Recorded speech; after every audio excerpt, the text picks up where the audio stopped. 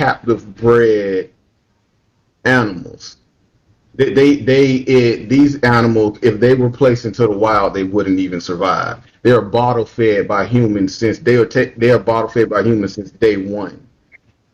If I was to Right, take but him right, what I'm saying is though, is that we still, because we messed up, then we would have to let nature take its course. But just because the animals wouldn't survive because of what we did through domestication doesn't mean that we should further promote the domestication. We have to let nature take its course and let the ecosystem recalibrate itself. I mean, so you would say if you was in my position, you would take you would take him, Michael Jackson, and you would send him to the Sahara and let him go. No, I would free myself from that karma of perpetuating the activity that I will eventually have to pay for. So you would let him go in the Sahara, like he would have survived in America. Oh shit, my shit died. I would just release myself from that karma. That's what. Appreciate that, Joker. I would just release myself from that karma. I think his phone died. All right, King Key. Let's see if we got an echo. I think we good now. Yeah, you should be good to go. I don't hear no echo. Okay, what up with you though? What up with King Kai? What up with you? What's good, God? No, you was making some valid points though, because I'm the same way. I don't have any pets or anything like that, because they thrive better in their natural habitats. So that's only like logical and common sense way that. And a lot of people understand the universal laws we have when it comes to those things, like the first basic principle, the mind. Thinking, but you do stuff like that, you might have a as a reincarnation back to the bad boy. You know what I'm saying?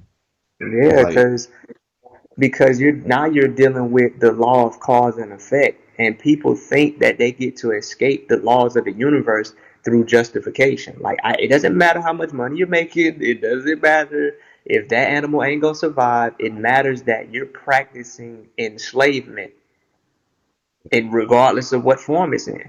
So that's what people have to look at. They have, in order to determine what's right and wrong, we just simply have to look at the root cause of what we're doing and stop trying to cover it up with with exemptions and excuses.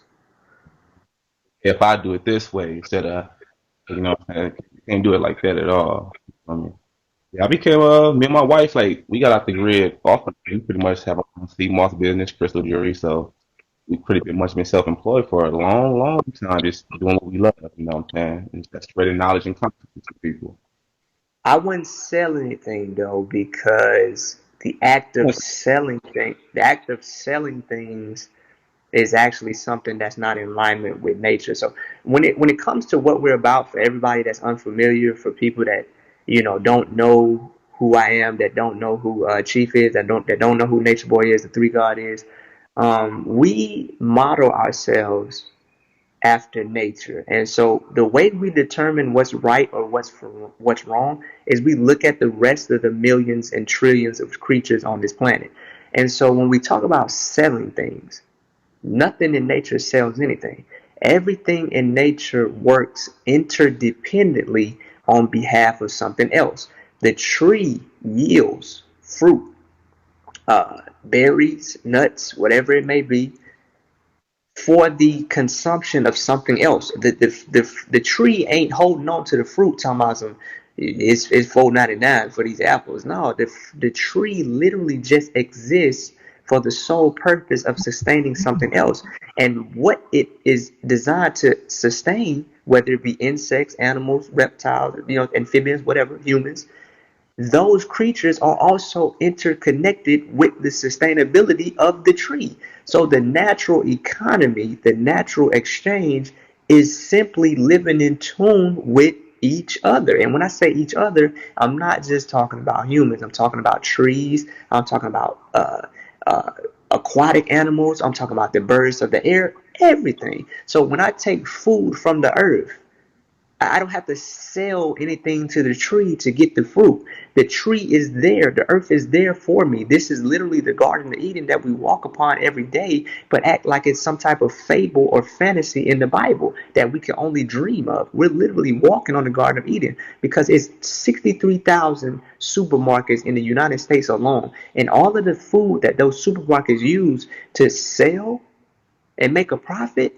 that food is coming from the earth, which lets you know how the magnitude of abundance that the earth will give us and keep giving us if we live in harmony with it. So the notion that we need money is a falsehood. We don't need money. We just need to be in harmony with the very thing that is sustaining our life. I don't recommend selling anything. The only thing I recommend is living in harmony with nature. When you get food from the earth, you owe the earth back a payment. Nothing is free. I don't ever want to say nothing is free, but nothing costs money. You don't have to swipe a debit card on the tree and get a receipt or fill out a W-2 for how much fruit you got from the earth. That don't matter.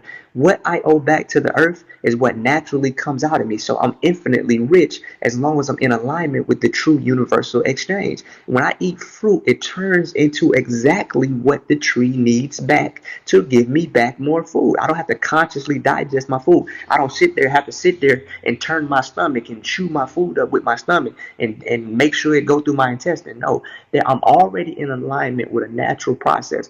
All I have to do is give my urine and my fecal matter back to the earth, which is not waste. It's not waste when it's actually nutrients for the earth to give you back what you need.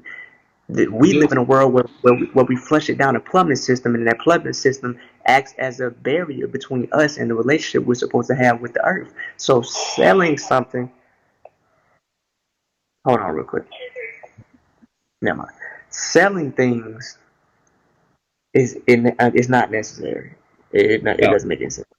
But this is what we use. This is when words come into place. Man, that's why the Kabbalah is the beautiful thing, knowing that you have the mind of God, that you are God in the physical form. You're exchanging energy. At the end of the day, you exchange energy. Money to Or paper don't exist, but the Yeah, energy that let's do him lines like up. that. This little kid, this little kid. hold Hold on real on. quick. So the beauty behind it is the energy exchanging behind, like, say you solving someone's problem, whether it's a health issue or something like that. We're exchanging energy. We're not selling the love we put in certain things. You're exchanging energy. See what I'm saying? Or This is my natural energy yield. But when a person puts too much emphasis on, I got to sell this with that, now you're operating in lack. Now you're going way to a whole nother realm. Now you're stealing. You know what I'm saying? So just using the word selling, shouldn't use that word, but we exchange energy because we're a holistic company. You know what I'm saying? A lot of that knowledge that yeah, people don't have for themselves naturally. We provide knowledge. If you want to purchase things, that's up to you. But you get information more than anything. You know what I'm saying? definitely. I just don't believe that. But not at all. I Most don't. operating in Yeah, lack. I don't Because think I don't think money should be our motive to do anything, and I don't think we should act I don't think we should act like money is the primary means of survival when it's not. It's actually a medium of exchange that we use to get the resources that we actually need. I mean, because if you had access to all of your resources, there would therefore be no need for money. Money is actually only present because it shows us how far removed we are that we can't even trust each other to share the abundance that's on the earth. If we literally shared the earth, there would be no need for real estate. There would be no need for money. There would be no need for none of that because we would know that like you said, that the notion of lack is what causes people to feel like there's not enough. And so that's why money is present. But when you know that there's an abundance, it wouldn't be no need for money. Just take what you need and give the rest away. There's plenty of space for human beings to have as much land as we need. We just need to share the earth. It's that simple. a lot of folks, they consider that balance. Remember, we got this also. We have two sets of people walking around now. You got conscious, vibrational folks that want to be in perpetual balance with nature. You got a nice majority of the numbers that they don't know if they're coming or going, or what I say got their head in the sand. So until enough numbers make the decision that can do that, it's gonna be a hard thing. And then we got people pulling the strings in the midst of that, But a lot of that stuff is collapsing anyway. So it's already going towards how the nature in the first place. But Cycles work.